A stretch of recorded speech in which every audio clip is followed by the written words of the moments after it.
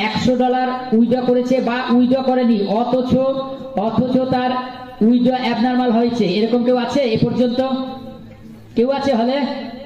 100 দিয়ে জয়েন করেছে, 50 দিয়ে জয়েন করেছে, উইথড্র করেনি, 6 মাস কাজ করছে, 1 বছর কাজ করেছে, অ্যাবনর্মাল হয়ে গেছে, এমন কেউ আছে?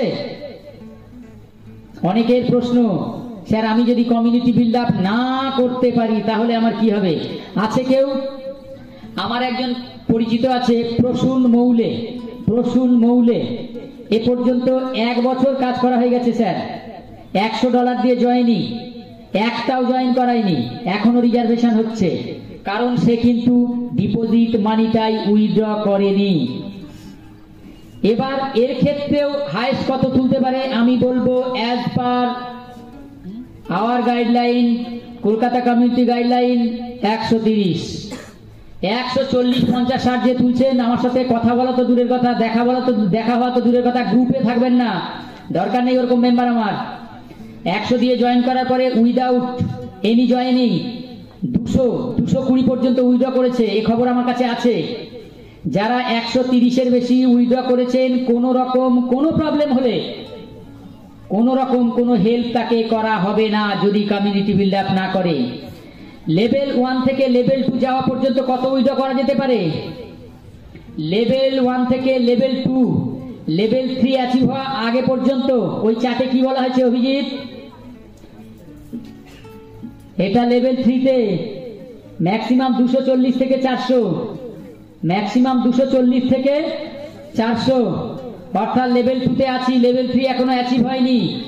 100 জয়েনিং, $100 দিয়ে আমার জয়েনিং, কখনোই 240-এর বেশি যেন না হয়। যার বেশি হবে সে যদি মনে করে আমি সমস্যায় পড়েছি, তার জন্য কোনো হেল্প নেই।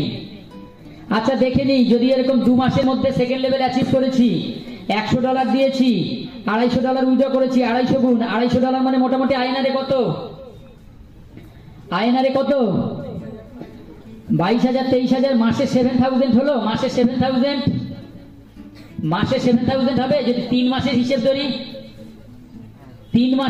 ধরি, তাহলে 3 মাসে যদি আমি $240 উইথড্র করি বা $250 উইথড্র করি, 7 থেকে 8,000 টাকা মাসে হয়। আমি 2 লাখ টাকা দিয়ে দেবো চায়ের দোকান করার জন্য, মাছের দোকান করার জন্য, আমাকে 8,000 টাকা মাইনে দেখাতে পারবেন? কে আছেন হলের মধ্যে? 3 মাসে 8,000 টাকা মাইনে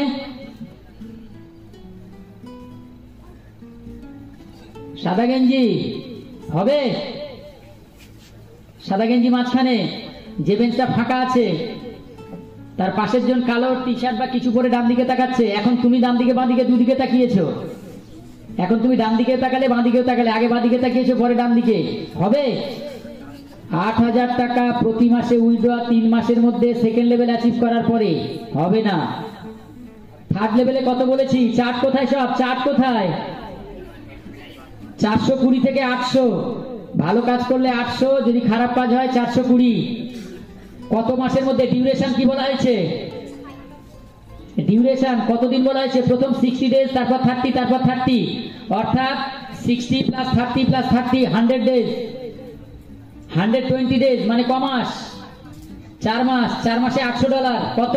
স্যার এখানে যারা আছেন তাদের মনের মধ্যে কিন্তু প্রশ্ন তৈরি হচ্ছে স্যার। কি প্রশ্ন?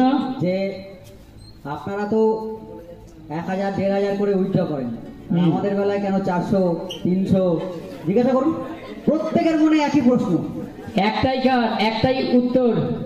আমি 5,000-এ সন্তুষ্ট নই। আমার ডাউনলাইন বা ভারতবর্ষের যে কোনো ট্রেজারি নিফটি মেম্বার ওটা 6,000 করুক। এরকম সম্ভাবনা কার কার মধ্যে দেখছি? নাম বলবো কিছু? এরকম সম্ভাবনা দেখেছি তেজময় দেবনাথ, হাসান গাজী, জেসান আলী মোল্লা, এরকম সম্ভাবনা। আমি তাকে চিনি না বেশি। রোহন, এরকম সম্ভাবনা দেখেছি, বাস্তবে পরিণত করেছেন। সুমন ভট্টাচার্য স্যার, সঞ্জয় বিশ্বাস, গোবিন্দ বিশ্বাস, যারা 1,000, 2,000 না, প্রথম উইথড্র করেছেন $6,000। কি পাওয়া গেছিল রাজা? তেজময় দেবনাথ স্যার এখনো চাঁচের বাড়িতে বাস করে। প্রথম উইথড্র করেছে মনে হয় 6 লেভেল অ্যাচিভ, প্রথম উইথড্র করেছে 6 লেভেল অ্যাচিভ করার পরে, একসাথে $6,000। এখন বলেছি $1,200। টার্গেট 3 জন করে অ্যাম্বাসাডার। SDFC ব্যাংকের মাইক্রো ফাইন্যান্সে কাজ করতো। 14,000 টাকা বেতন। এবার তাহলে আমরা যেরকম 1,000 1,500 উইথড্র করতে পারি বা লিডাররা যেরকম পারে আপনারাও পারবেন। স্যার আমিও চিন্তা করার কোনো $6,000 কারণ একসাথে নেই। করিনি, আমিও $6,000 একসাথে উইথড্র করিনি এখনো। আমরা সত্যি কথা স্যার, একদম ঠিকই। আমি যখন 6 লেভেল অ্যাচিভ করেছি তখন আমার উইথড্র ছিল 2,700 ইউএসডিটি। আমি যখন 6 লেভেল অ্যাচিভ করেছি, তারপরে উইথড্র বেড়েছে। কিন্তু আমরা যখন প্রথম 6 লেভেল অ্যাচিভ করেছিলাম তখন একদম স্যারের যেরকম দেওয়া রয়েছে চার্ট, ওই চার্ট অনুযায়ী কিন্তু আমরা কাজ করতাম, একদম ওই অনুযায়ী আমরা উইথড্র করতাম। স্যার ট্রেজার এনএফটি হিস্ট্রিতে আমার থেকে সবচেয়ে বেশি বকা কে খেয়েছেন? না, আমি খেয়েছি স্যারের কাছে সব থেকে বেশি বকা আমি খেয়েছি, মারধরও খেয়েছি 2-1 বার। না, আপত্তি নেই, তাতে কোনো অসুবিধা নেই। এখনো স্যারের কাছে আমি বকা খাই, রাত্রিবেলা ফোন করলে এখনো বকা খাই। ট্রেজার এনএফটিতে শিখতে পেরেছি। টেকনিক্যাল এটুকু আমি গর্বের সম্বন্ধে বলি যে আমি কিন্তু ট্রেজার এনএফটি সম্বন্ধে শিখতে পেরেছি স্যারের হাতে। স্যার আমাকে হাত ধরে ট্রেজার এনএফটিতে এনেছিলেন। না না না স্যার, না বলছি ট্রেজার এনএফটি আমি শুরুতেই আজকে মিটিং এ বলেছি টেকনিক্যাল সাপোর্ট, টেকনিক্যাল নলেজ কার কাছ থেকে নেই? সুবর্ণের স্যারের কাছ থেকে। কিন্তু এটা বোঝানো সম্ভব হয়নি যে 6 লেভেল 3 মাসে অ্যাচিভ করা যায়, 2 মাসে অ্যাচিভ করা যায়। স্যার সুমিত স্যারের মনে আছে একজন হঠাৎ করে উঠে আমাদের পুরী সামিটে বলছে কিভাবে এটা সম্ভব, 30,000 ওয়ালেট ব্যালেন্স কোথা থেকে আসবে, আমি তো 1,000 বেশি ডিপোজিট করতে পারি না। ওরে বাবা, উনি আবার অ্যাম্বাসাডার কোম্পানির কে রিপ্রেজেন্ট করেন উনি। 3 মাসে 6 লেভেল অ্যাচিভ সম্ভব। ওই তেজময় দেবনাথ যার হচ্ছে 4 মাস 28 দিনে 6 লেভেল অ্যাচিভ করেছেন। এটা সম্ভব, শুধু শুরুতেই মেরুদণ্ডটা ভেঙে দিলে হবে না। ওই বিশ্বাস করতে গিয়ে 10,000 টাকা দিয়ে এই গেল করতে করতে আমি বাবা আমার ডিপোজিটটা আগে তুলি, তারপর তো লোককে বলবো। আগে আমারটা উঠুক, নইলে লোককে বলবো কি করে। এমন একটা ভান করছেন জীবনে সারদার কথা শোনেনি, জীবনে রোজভ্যালির কথা শোনেনি, আর এলআইসি তো সুবেনের নামও শোনেনি, যে 3 বছর পরে তবে নাকি আমার অ্যাসেট আমার। কি স্যার ভুল বলছি? 36 মাস যাওয়ার পরে এলআইসির টাকা আমার হতো 2023 সালের নভেম্বরের আগে, খুব যদি ভুল না করি 2024 সালের নভেম্বরের আগে। 2024 সালের নভেম্বরে একটা এসছে যে আমি যদি 3 বছর না চালাতে পারি তাও অ্যাসেটটা ফেরত পাবো। এর আগে এলআইসিতে 36 মাস যাওয়ার আগে আমার জিনিস আমার নয়, 3 বছর পার করতে হবে, নইলে আমার এলআইসির অ্যাসেট জিরো। শুরুতে আমি জানি না এক্স্যাক্টলি, এলআইসি জমা দিলে ম্যাক্সিমাম 75% রুপিস আমার, 25 to 35% এজেন্টের খাতায় চলে যায়, 25 to 35% এজেন্ট পেয়ে যায় সঙ্গে সঙ্গে, এলআইসি পলিসি ডিপোজিট করার সঙ্গে সঙ্গে। এমনকি আমি ব্রাঞ্চে গিয়ে যদি ডিরেক্ট করি তাও একই রুলস, সেক্ষেত্রে ব্রাঞ্চের যে হেড থাকে তার খাতায় চলে যায়। ট্রেজার এনএফটিতে কেউ 1 টাকা দিয়েছেন? কাউকে একটা নাম বলেন দেখি, যে আজও পর্যন্ত শ্রাবন্তীকে বা রাজাকে বা সঞ্জিত স্যারকে কেউ 1 টাকা দিয়েছেন? আজও পর্যন্ত দিয়েছেন না? নিজের ওয়ালেটে ডিপোজিট করার জন্য $100 বা $200 একটা রেট দিয়েছেন, সেখানে কেউ 2 টাকা বেশি নিয়েছে, 2 টাকা কম নিয়েছে। কিন্তু ট্রেজার এনএফটিতে কে 1 টাকা ডিপোজিট করেছেন? এইখানে একটা অদ্ভুত রকমের একটা মানুষের মধ্যে একটা হিউমার আছে, গুজব ছড়ানো আছে, জানি না এরা কারা ছড়িয়েছে, টাকা নিয়ে চলে যাবে। ট্রেজার এনএফটি আমাদের টাকা নিয়ে চলে যাবে। আপনারা কেউ ট্রেজার এনএফটিকে টাকা দিয়েছেন?